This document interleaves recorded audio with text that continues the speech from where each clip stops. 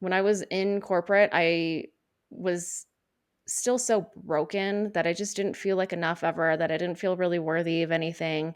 So that fueled this inside of like I will basically create success even if it means that I sacrifice who I am and my health, that I will strive to be the best because it's a survival response. I will show everybody that I can do this and I can achieve more and then I can get the thing, and hopefully once I finally have the house or the car or the whatever, that finally I'll have the acceptance and love for everybody because deeply rooted, right? I just didn't feel like enough. Welcome to Small Acts of Rebellion, a podcast where the unspoken narratives at the intersection of our personal and professional lives come to light. I'm your host, Heather Pridemore, your guide on this journey of discovery and defiance. Join me as we uncover the rebellious spirit that shapes our careers and lives. It's time to own your story. Are you ready? Today's guest is Kelly Noble. Kelly is a certified quantum business coach and wealth activator. She loves working with conscious leaders who know they are here to shift paradigms, stack millies, and leave a legacy of impact. She knows you already hold the custom blueprint to building a sustainable seven-figure business, and rewiring unconscious programming from generations of conditioning is the key to getting paid to exist. Doing this requires 80% feminine business energetics and 20% masculine business structure. The legacy Kelly is leading is a more equitable world. Welcome to the show, Kelly. Thank you so much for having me. Now, Kelly, you and I recently participated in a conference together, which is, we kind of travel in some similar circles, but it was really the first time that I sort of zoned in on you, like got to know you a little bit, learned a little bit about your story. And so I thought before we jumped into sort of our core conversation, maybe you could just talk a little bit about that conference and like what your big takeaways or feelings were after presenting. Yeah, absolutely. So the theme of the conference was talking about transitions. And I think it's such a necessary conversation to have because, in my opinion, we are constantly in a transition. If we are having a baby, if we are pivoting in our business, if we are grieving friendships, we are constantly in this evolutionary process. And that can be a very uncomfortable space to be in the void, to be in the unknown, to be in the confusion of what is next. So, all of the panelists had very unique backgrounds in business, and I I mean, I feel like I'm always in this cocoon rebirth butterfly stage, and this year has definitely been a cocoon stage. So, I just wanted to kind of talk about that and some of the struggles that I've had with my own mental health and growing a business and what that looks like. And a lot of the things that I stand for are how do we start deconditioning a lot of the things that have been programmed in us through generations, generational traumas, just social conditioning, and start to create our own rules. And how do we start to transition to having more autonomy and sovereignty in how we move forward?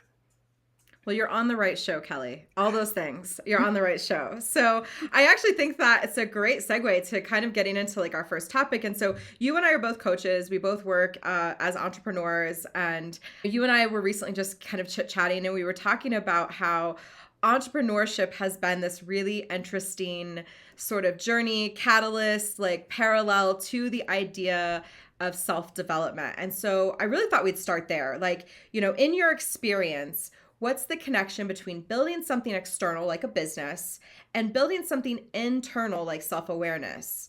And then what is it about the act of creating something from nothing that changes a person? And so I really want to hear both like what this has meant to you personally, but then also what your observations about it are. Yeah, absolutely. I love that you said that. I am a firm believer that when we build something out of nothing, that's magic. And building a business, and I'm not talking about just a business to make money, a business to just create because you're still in that evolutionary process of like, maybe do I want to step into entrepreneurship? Do I want to do X, Y, and Z? But when you really find like your soul's calling, when you really find something that you are so deeply passionate about and your business feels like an extension of that, it is one of the biggest, for me personally, one of the biggest spiritual practices that I've had to dive deep into. One of the biggest, forget self development books, start a business. When you are constantly challenging yourself, when you are constantly stepping into the unknown, when you are constantly having to surrender and lean in and reflect, because I feel like as we build a business, especially in the coaching space specifically, we're working with people and we're all mirrors to each other. So they are mirroring things to me, I am mirroring things to them. It's just, it's this shedding of who you were and a constant evolution into stepping into who you are supposed to become and really who you've always been. It's just, again, the conditioning that has told us you're not good enough, you're not smart enough, you're not pretty enough, you can't do this, it's supposed to be done this way. We have the patriarchy telling us that these are the appropriate structures and systems of what success is supposed to look like. So, really growing that business external of you is this. I feel it's more of an energetic challenge than strategy. Like, strategy will not fix your business if something internally still feels like off, if that makes sense. Yeah, the alignment is so important.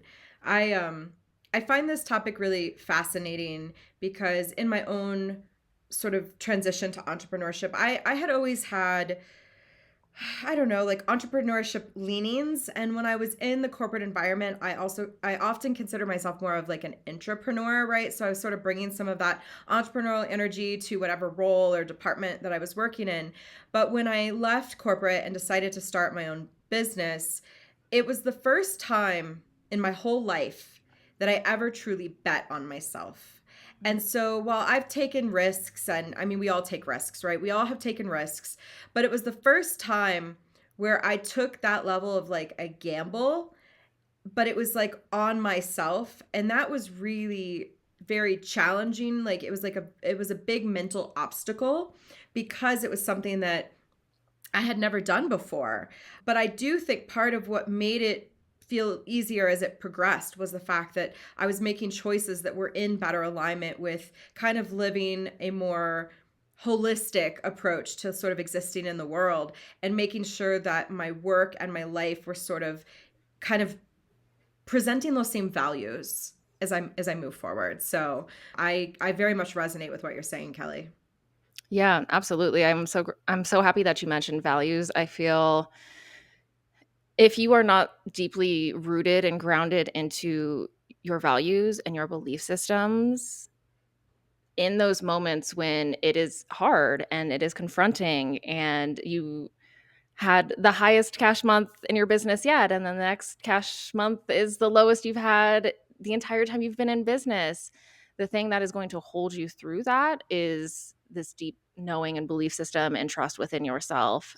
And honestly, if we're not even talking about entrepreneurship, I feel like that's a universal just knowing of how to live a more authentic and fulfilled life. Kelly, I was thinking as you were talking, I know we're going to talk a little bit today about corporate masking, and so I don't quite want to get into that part of our dialogue, but I am a little curious about your experiences in the corporate world, right? So, like, as you think about your career that led to the decision to become an entrepreneur, can you kind of just recap maybe some of the sort of major like milestones or pivot points that when you look back, you're like, those were the moments, those were the things that either sent me a message that I was like on the wrong path or the right path, or like pushed me and nudged me in this direction, and just kind of give us like a little bit of scope of what that looked like. Yeah, absolutely. I was actually just reflecting on this not that long ago. Like I said earlier, I've been in a very interesting, like, cocoon season in my business this year. So it's been a lot of reflection, a lot of figuring out what I want to do next. And I was thinking about my corporate path and all of the patterns that I've been still holding on to even though I'm in entrepreneurship now. In my last corporate job, it was I loved that job. In the beginning, I was so deeply rooted into the value system that that company held, into the mission that I was able to provide, like the value that I was providing. I felt so fulfilled. And over time, the company started shifting, the culture started shifting, especially after COVID. We were having huge like restructuring at the top level, and that trickles down to the employees, and a lot of the things that they once valued all of a sudden were not aligning with their values. And for me, that felt very sticky. It's you say one thing, but you're acting in another way. So I kind of had like a slow chip process from this position lights me up. I'm so excited to really it taking a deep toll in my mental health. And I found myself in a space where I was making incredible money. I was buying a house with the company that I worked for. I sold luxury real estate, and I almost felt trapped. I was having this internal dialogue with myself of, I'm deeply unhappy. I don't want to do this anymore. My mental health is taking a deep dive into shutdown and depression, but I just need to be grateful. Where else am I going to make this much money? I was making multiple six figures. I can't leave. I felt, again, just trapped in my circumstances. And I knew it was bad when I would take the sage and start saging my office, like it was going to fix the deep rooted problems that were just festering. And it was another pattern that I had repeated from other corporate jobs, from childhood, of just survival, just stick it out. My worth was so deeply tied into success and goal chasing and accolades, and that job kind of constantly kept me in that fuel of, I was in commission sales, so it's, the more you sell, the better you are, and I was always a top performer. But I remember really having a dark night of the soul, and I was in bed crying uncontrollably, and I just couldn't do it anymore. And I I I remember walking outside, and by that time I was kind of new into self development. I was new into refining a spiritual practice. I was in that kind of spiritual awakening space, and I remember going outside and arguing with the moon. I talk to the moon a lot. I love to go outside and just have deep conversations with her. And I was arguing with her. I was pissed. I was like, I've been doing all the things, right? I've been doing the healing. I've been going to the therapy. I've been doing breath work. I've been doing all of this stuff. Where am I allowed to curse? Yes. And I was just like, where the fuck are you? And I begged for a sign so big that I undeniably could not ignore the fact that I was deeply held and guided by universe, source, God, angel, spirit team, whatever that is. And a week later, I actually didn't get the choice to leave my job. I had a meeting with the VP of sales that morning to talk about my compensation for the next year. And instead, she came in and basically said, the company's doing a restructure, pack up your stuff, you need to leave. And we'll give you your deposit back for the house that you're building with us. But basically, you got to go, girl. And in that moment, it was fueled with those thoughts of, but I could have been better. I should have done more. I could have sold more. Why me? I was one of the top performing sales agents year over year consistently. And so it was that deep, like the wounding, right? Of like, I'm not enough.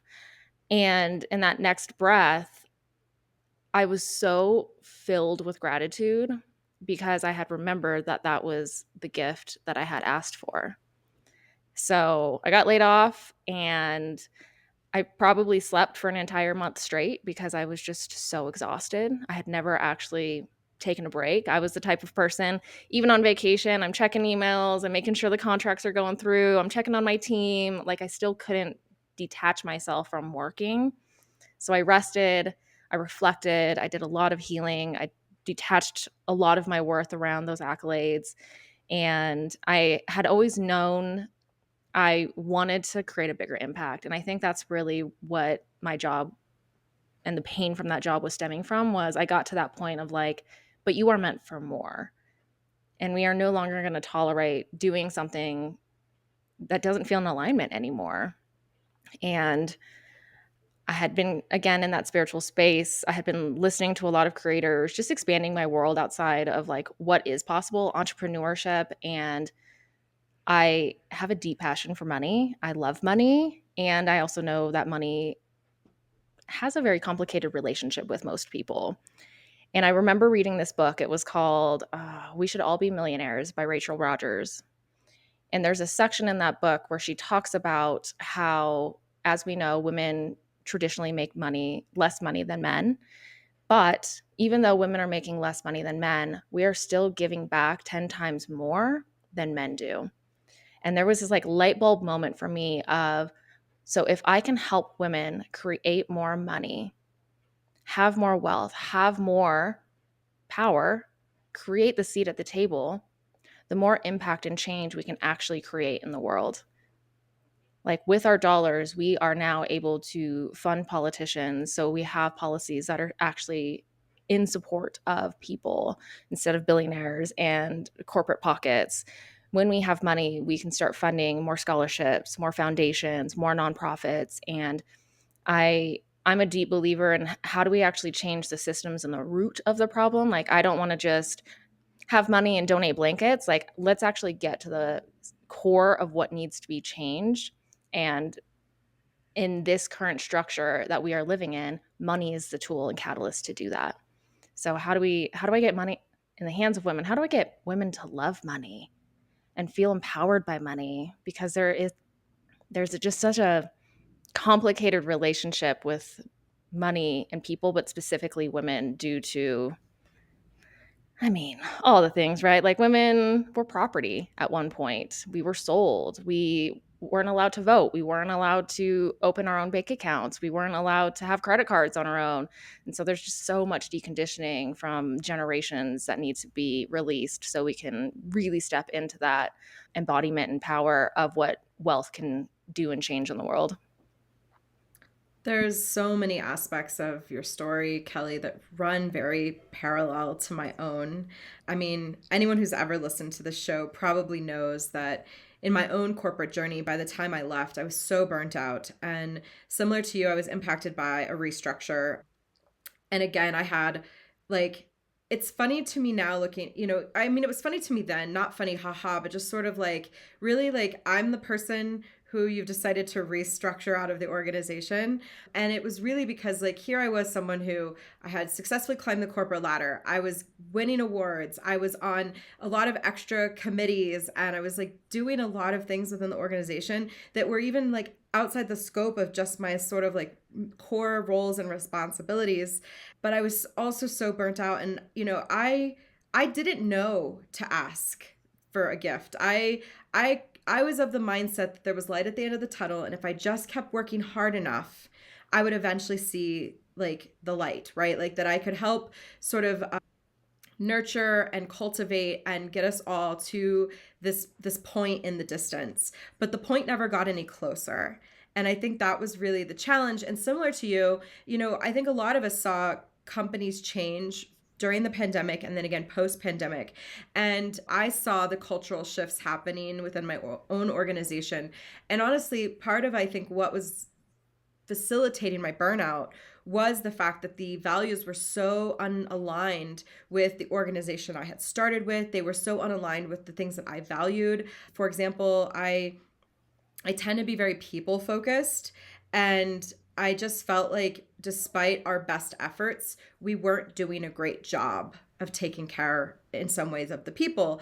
And so, and I didn't necessarily understand that on like a super conscientious level. It was more like a subliminal message that was saying like, you have to wrap your arms around all these people because they need you, because all this change is happening. And I think I tend to take things on a little bit like kind of a martyr approach to things. And so it was like, it was my duty, it was my job to sort of shield the people from the things that I felt like were not in alignment with, you know, the place that we'd been and the things that they needed. And so I don't know, there's just so much that I relate with your story, Kelly. But you also said something else that piqued my interest. And I suspect you and I are probably similar in this way too. You mentioned that you've carried some of those corporate habits into entrepreneurship. And I have as well, but I'm curious if yours are the same as mine. So could you speak just a little bit more about the habits that you've brought, good or bad, right? Like what habits have you brought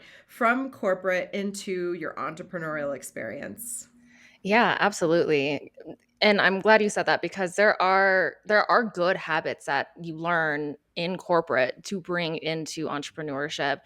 And there's also a lot of bad habits depending on how you operated. And I'm assuming, we're very similar and I work with a lot of high achieving women. So I tend to attract very similar versions of myself. And that's just how we are. So after I left corporate, I definitely had this moment of like, I am free. I'm not doing anything. I don't care. Like, there's no more time, there's no more structure. I just felt like this floaty little butterfly.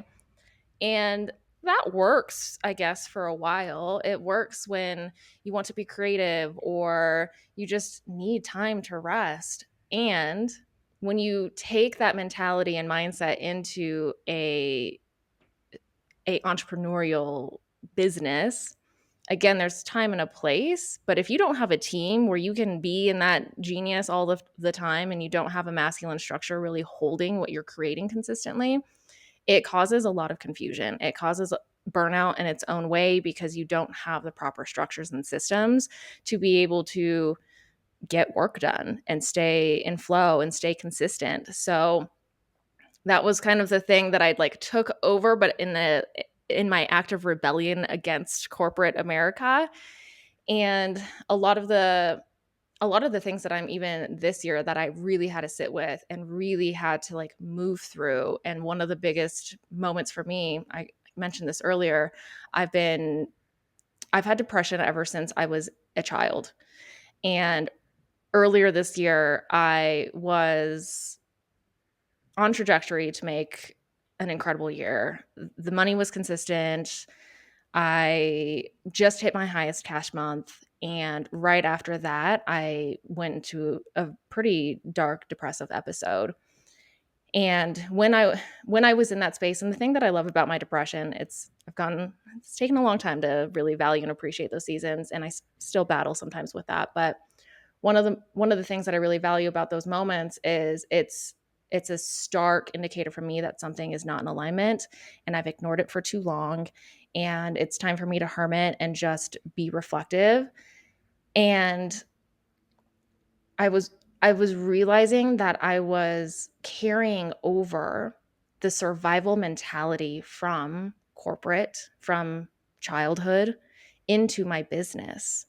So as opposed to really wanting to be successful from this place of creativity and pleasure and play, I was wanting to create a lot of success quickly from survival, to be better, to prove to everybody, to show that I can be the best and I can work the hardest and I can stay up the latest and I can create this thing and I can create something that looks perfect, right? That's kind of my whole thing. That's my survival mechanism. If I can make the external look perfect, no one can see what's actually crumbling internally.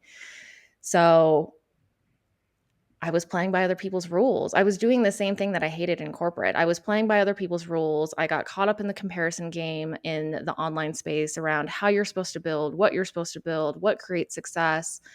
And for me, I'm a rebellious, wild child. That is not the way. Like, my zone of genius is the rebellion. My zone of genius is that I go left when everyone goes right. But I was still following that corporate structure of, this is how you do it. This is how you climb the ladder. This is how you create success. This is how you get the accolades, is you play by the rules. So I'm now in a space after this whole year of really unpacking a lot, of tapping more into that space of, I'm a disruptor. I'm not supposed to create what everyone else is creating.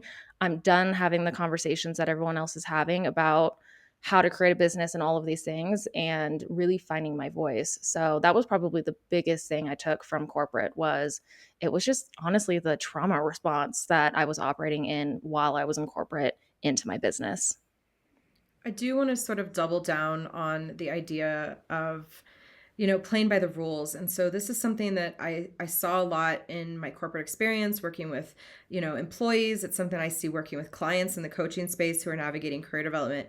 And there's sort of this fallacy that says, if you just put your head down, you do a good job, like you will be rewarded for your efforts. And that is not how you get a promotion or you get a pay raise or you get a job or you start a business. And so it's so interesting because when we think about shoulds, right, or the things that we're sort of conditioned to believe, the rule says follow the rules. But when you really stop and you look around at the people who are sitting in positions of power, people who are launching successful businesses, people who are getting promoted, those are all people who in one way, shape, or form have done something that's outside the rules. That's how they got noticed in the first place, is they were someone who was willing to sort of say, let's go left when everyone else is going right. Let's combine these two things that no one thought could be put together and make something brand new, And so I really want to sort of like double click on that, Kelly, because I don't think it could be said enough. I think especially those of us who maybe grew up more in a scarcity environment, maybe grew up more blue collar, there's this ideology about just work hard, but working hard is rarely enough. Working hard will get you a good distance. I don't want to downplay the importance of working hard, and working hard will continue to play a role in success, but it is not the only ingredient. And so I just think it's worth reiterating the importance and sort of stressing the fact that like you can't always play by the rules, especially if you're trying to get to some different place than where you currently are. Yeah, absolutely. I'm a firm believer in not working harder, but working smarter. And yes, it takes hard work, but it doesn't have to feel hard. I think there's a very big distinction between those two. And I tend to love to make things harder for myself just because it's almost like, again, it's a trauma response. It has to be hard to mean anything. I have to go through trial and tribulations and struggles and challenges to be able to deserve what's at the end of the tunnel. And that is not true. Like, I don't have to allow that to be the story that continuously plays in my mind. And that's something that I've had to really decondition. And, you're talking about to have the success, and when everyone's going right, you should go left. I think it's interesting because sometimes that's not always the case, especially for women. I think about my corporate job, and I was kind of the one that spoke up of like, the values are not valuing right now. Why are we turning into our competition because our biggest asset was that we weren't our competition? Why are these systems changing? And I feel like being the woman, I don't know how many times I've heard like, you are the one you're too aggressive, you're too opinionated, you just need to smile more. And when I was vocal, at least in my company, I feel like that was a part of there's a number of things that played into my layoff. I think I was being paid a lot more than some of my colleagues, and it was also Kelly is the one that is kind of not sipping the Kool-Aid, right? She's challenging the status quo, and so we can't really have someone that's challenging it in this kind of way.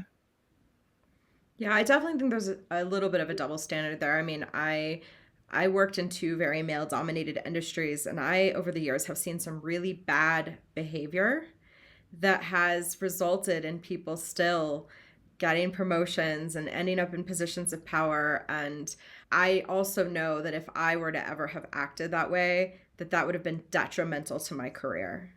So I get what you're saying, Kelly. There is a bit of a fine line to walk there depending on certain identities. And so I think that's actually a really nice segue because we were going to talk a bit about corporate masking. And it's funny that you and I both use this term. I didn't even realize I used it, but I used it enough that someone else said to me, "Oh, I love when you use that term." And I was like, "Do I? Do I use that term?"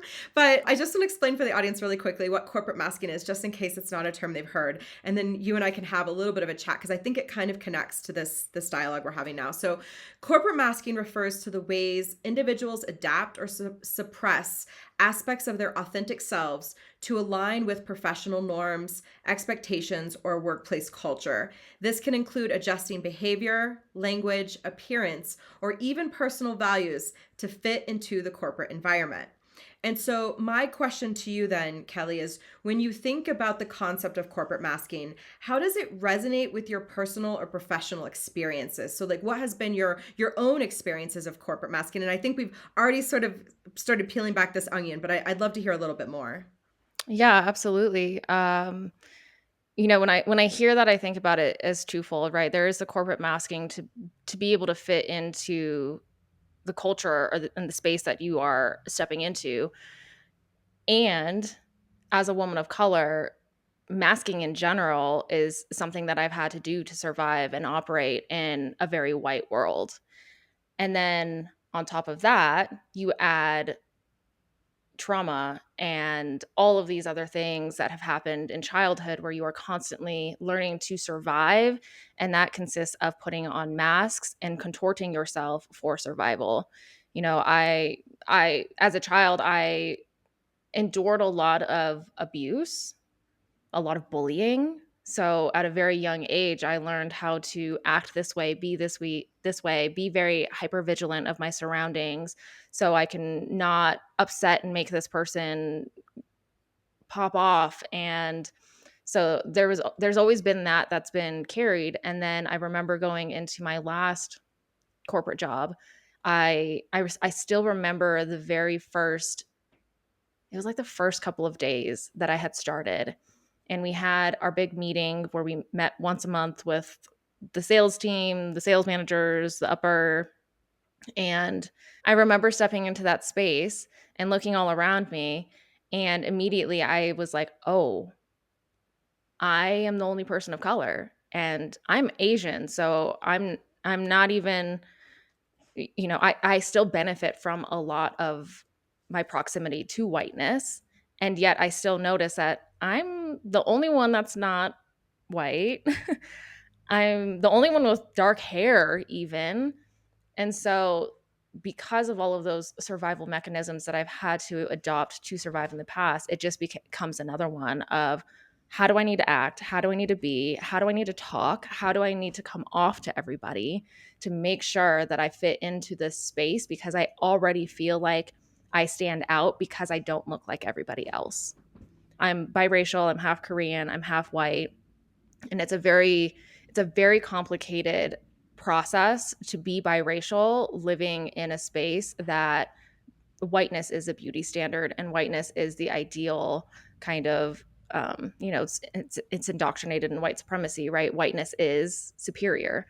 And so when you're not white enough because you look different, but you're not Asian enough because you're not Asian, that's something that I've had to carry for a very, very long time. And there's been a lot of healing and a lot of acceptance around that. But being in the corporate space, it's very, very obvious of, how do I need to dress? How do I need to act? What can I and can I not say?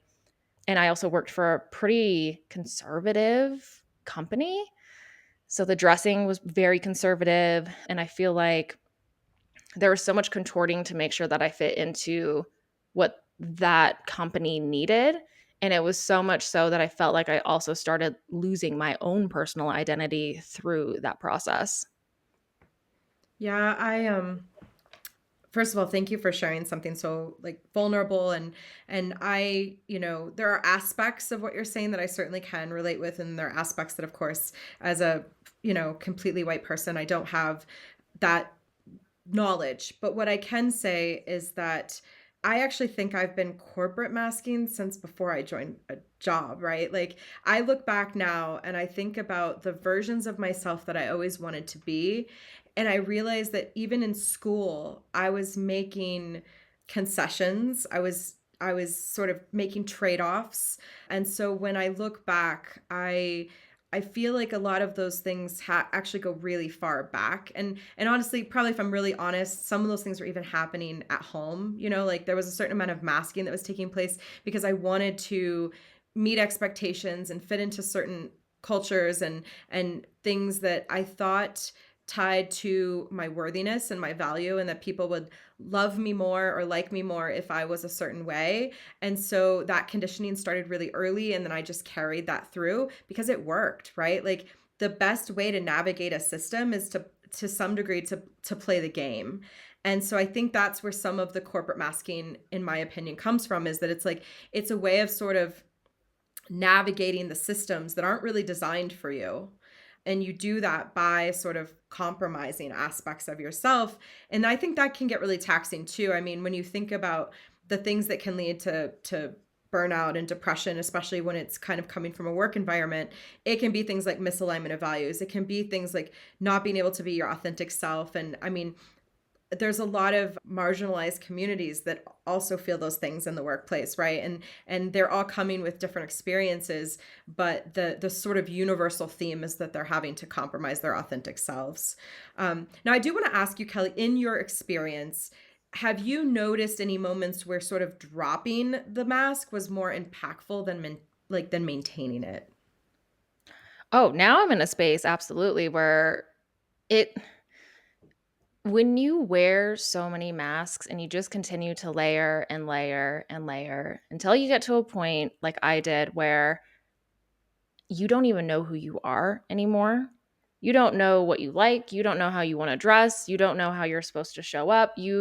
Like you become so lost in trying to be everything else but yourself that you don't even know who you are. It is exhausting. It is emotionally, physically, and spiritually exhausting. And so, over the last couple of years, several years now, that I've been in, my spiritual awakening and reconnecting with myself and learning myself again and doing a lot of inner child healing, doing a lot of rewiring of my unconscious, doing a lot of nervous system reprogramming work.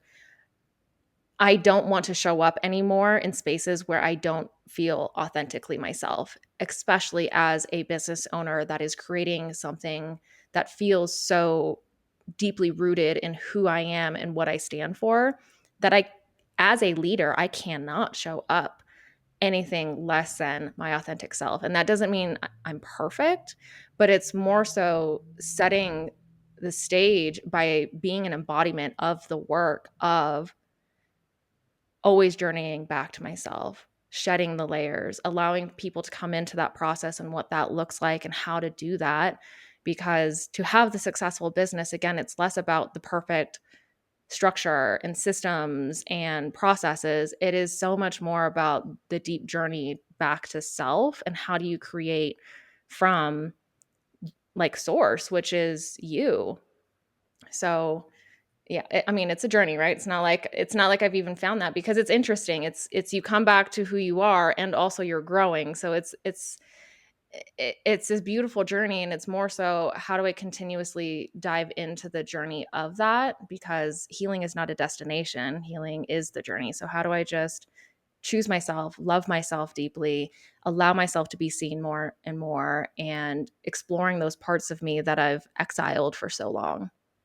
When you think about corporate, right? What shifts do you think need to take place, whether it be culture or systems, so that people can feel less pressure to mask who they are? Like, do you have any thoughts on that, Kelly?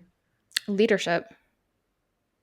Leadership 100%. I have a mentor, her name is Andy Love, and she so I do a lot of somatic work. I work with the nervous system, I work with the unconscious, and I remember her saying this and I was like, "Oh, that's powerful." Our businesses, so if we think about the corporate structure and the systems, we think about being an entrepreneur, our businesses are a mirror of our own nervous system. And so the nervous system that is happening and operating at the corporate level, there's something off, right? Like we know that there's not enough diversity at the C-suite level to have more opinions and thoughts and perspectives that are going to support more people within the organization. We can see, like we see this if we do examples like Trump, for example, we can see how truly broken and wounded that man is. And here he is at leadership operating from this very wounded and broken space.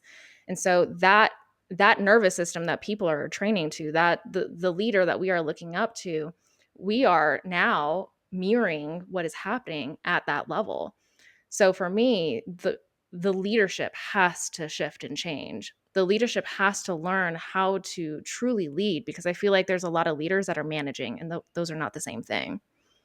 And I'm very I very much believe that the system right now, which is very like based on hierarchy, right? That leadership model is not sustainable and it does not support everybody. I believe in a leadership model that needs to shift from I'm on the top, I'm the boss, I'm the best, I know everything, to how do I actually bring everyone along with me? How do I walk in a way that people are going to follow and walk along me and aside me?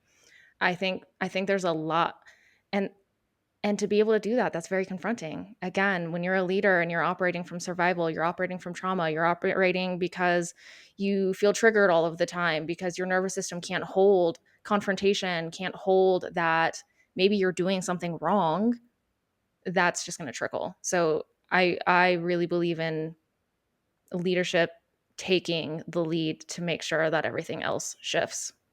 Yeah, I mean, it sounds so simple when you're just like, oh, it just has to be like leadership. But I mean, as you and I both know, because we work in spaces where we're dealing with a lot of leaders, that is so much easier said than done. And, when we talk about all the systems that we've just reviewed, right? Like trauma response and corporate masking and the patriarchy and, corporate systems, it can get really challenging, I think, even for the people who want to participate in that change, because it can start to become such a very heavy like burden, in the sense that like in my own journey, I always felt like I was swimming upstream, right? So it wasn't like everyone around me was against the ideas that we were talking about, but they were either, I mean, you had a mix, right? So there were some people who weren't bought in. There were some people who were bought in, but not really willing to do the work. There was some people who were willing to do some of the work. And then there were other people who were willing to say, like, I will take responsibility as much as I can to try to move us in the right direction. And when that group of people at that end is such a small minority of the people who are trying to influence change, it gets to be really heavy. And so, I mean, because the systems need to change, right? You're working against a pre-existing framework and trying to make important things happen. And I think, I mean, it's, to your point, it's so indicative of like corporate culture. It's so indicative of politics. Like, I mean, it's showing up in everywhere, and all the systems are broken. All of the systems are broken. I will say, like, and not to get too deep or overly philosophical, but sometimes in some of the groups that I talk to, we talk about things like, what does a more like sort of matriarchal approach to like, work and business and stuff look like? And it's sometimes hard to imagine exactly what that would be, because everything we know is based on the current systems. And so it's easy to sort of say, okay, well, here's a place where we might do things differently, or where I might make a change, but you're still anchored. Your bias is still anchored to the existing like broken system. And so it's like, what would that look like if we just kind of threw everything out and like started over again? But you can't put the genie back in the bottle. It's like kind of hard to forget what you already like know and experience and exist. And it's also not to say that everything is wrong. Like some of it certainly could be used and repurposed. So I don't know, it could take us down a deep wormhole, Kelly, but I just wanted to kind of mention, like, we are biased to the existing like systems and frameworks that exist today. Yeah, absolutely, because we've learned to, again, if we want to use a metaphor of the mask, we've learned to find safety within those systems to survive. Like that's how our unconscious works, that's how our nervous system works. We will we are programmed to survive. So even if the systems are broken, even if the systems are working against us, we've learned how to adapt to that. But then that becomes our homeostasis and it becomes comfortable. And I think that goes back into like the transitions, right? How do we transition from the comfort into the discomfort and create a new state of homeostasis that actually makes sense? And what I said about leadership, yes, it's absolutely easier said than done. And I'm an Aquarius. I'm the type of person, I'm like, we're going to change the world. Everything's on my shoulders. Like, see this very humanitarian. I'm more of a forward thinker when it comes to a lot of this. And it can be very heavy and daunting of like, the systems are broken. How do we fix it? Right. And I just want to, if everyone's listening to this, we're like, oh my gosh, this is getting kind of heavy. Like, how do we create the change if everything's broken? I just want to remind everyone that the way that we do that is we come back to self. The only thing that we truly have control over is self. So, how do we start operating from a space that feels more authentic and true and alive and abundant? And how do we have more autonomy of how we are truly operating within the system? And if you are leaning into entrepreneurship, this is your opportunity to create a new wave of what leadership and business is looking like. So, you do have a lot more control than what you think. And if you're still in corporate, how do you if you're a leadership, how do you continue to use your voice? And how do you continue to choose yourself in these circumstances? Like you and I said, Heather, like we were so deeply burnt out. If you're so burnt out, you can't create change, right? You're still you're trying to survive at that moment. So how do you take care of yourself so then you can actually get to a space where you can create this change and lead by your own example? That leads me to like kind of one final question, Kelly, because you and I talked before about, we both chose to leave corporate and start in an entrepreneurial journey. But I mean, that's not the right move for everyone. And I'm not even necessarily against corporate. I do say a lot of negative things about corporate, but I'm not necessarily against the corporate structure totally. Like I do understand that it's been very good to me for the most part. And most of the things I've established in my life came from that corporate place. And I know that there are plenty of people who are navigating those environments. And so I don't want to totally like poo poo the corporate space. But what I do want to say is that you and I have both talked about the fact that there's probably some things that if we knew them then, things that we know now, if we knew them then when we were still in corporate, that might have changed the way we approached our corporate careers, the choices that we made. I mean, who knows? Maybe we'd still be in corporate. I don't know. But I'm just curious, like, if anything stands out to you, Kelly, if you're like, if I knew then what I know now, this is the thing that would have changed like the game for me. Is there one of those for you?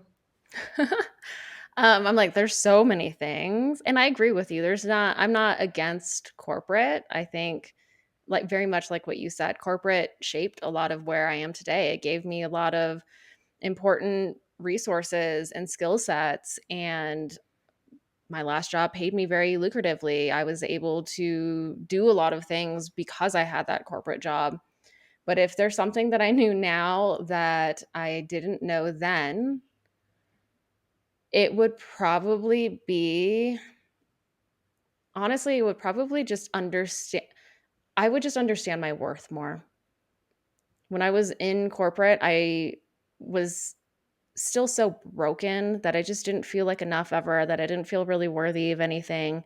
So that fueled this inside of like, I will basically create success even if it means that I sacrifice who I am and my health, that I will strive to be the best because it's a survival response. I will show everybody that I can do this and I can achieve more and then I can get the thing, and hopefully once I finally have the house or the car or the whatever, that finally I'll have the acceptance and love for everybody because deeply rooted, right? I just didn't feel like enough. I didn't have that worthiness. So if I took that now, and I think about this sometimes, honestly, if you're an entrepreneur and you don't fantasize about going back to corporate sometimes, like, are you really an entrepreneur? I don't think I've ever talked to an entrepreneur that's like, yeah, like take me back.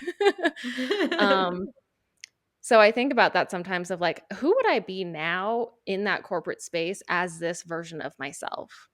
I would have so many more boundaries. I wouldn't work myself until I was burnt out. advocate more for myself. I would leave when I felt like that I was in a toxic, abusive scenario with bosses, with the entire company. If it didn't feel like in alignment, I would just have so much more trust in knowing within who I am that I would be a completely different person if I were to go back to corporate. Those are such powerful insights, Kelly. And honestly, there's a couple things there that you said that I actually think would be the same for me. Like, I would trust myself more now coming to this side of the experience, right? I had to take a bet on myself, and I had to take all the stuff that I knew, but also questioned whether or not it was good enough. And now I've had to implement it and be successful, like on my own 2 feet with my own, everything is me, right? If it fails, that's on me. If it succeeds, that's on me. Like, everything is on me. And if I had just trusted that more when I was in the corporate environment, maybe I would have had a different mindset while I was sort of navigating that environment. And then the other thing too is, I don't know if I could have had this insight while I was in corporate. I think I really did need the sort of burnout experience and this sort of transition to kind of getting aligned with my values and getting myself sort of in a different place. But the lesson I learned about the importance of alignment with values, it wasn't something I spent a lot of time thinking about. Like, I would always say that I'm someone who was always guided by my values. Like, I made choices daily, throughout my life that was in some alignment with my values. But I think that I didn't realize how sort of misaligned things had gotten. And I value that so much more now. I guess that kind of speaks to like worth and all these things that we're saying. But I think like that those two things would have been really helpful, if I knew them when I was still in corporate. But the thing that you said that actually stood out the most is like, you would have left. And that is something that I think I didn't think about in the moment. Like, I was going to tough it out. I was going to make it work. And I really should have been like, okay, this doesn't feel good anymore. Like, it's probably time for a change. And so it's so much easier for me as an outsider to say that to someone else, like, to help someone discover that something's not a good fit for them. But it was so hard to do that for myself, like while I was in the trenches of it. So some really great insights there, Kelly. But we are coming to the end of the show. And I love to wrap each episode by saying, if someone said this episode was way too long, I did not listen, what is one thing you would like them sort of to take away from this conversation? The one thing that I would like for them to take from this conversation is you are worthy because you exist. So continue to choose yourself and start writing your own rules. I think that is a great place to wrap, and so in alignment with this podcast, right? It's time to own your story, write your own rules, rebel against the parts of the system that aren't working for you, take advantage of the parts of the system that are working for you, and make sure you're doing that in a way that is deeply authentic and aligned with your values. Kelly, this was such a great conversation. Thank you so much for being on the show. Thank you, Heather. I appreciate it. If you enjoyed this episode and are seeking to redefine success on your own terms, subscribe to Small Acts of Rebellion and join a community that celebrates authenticity and personal growth.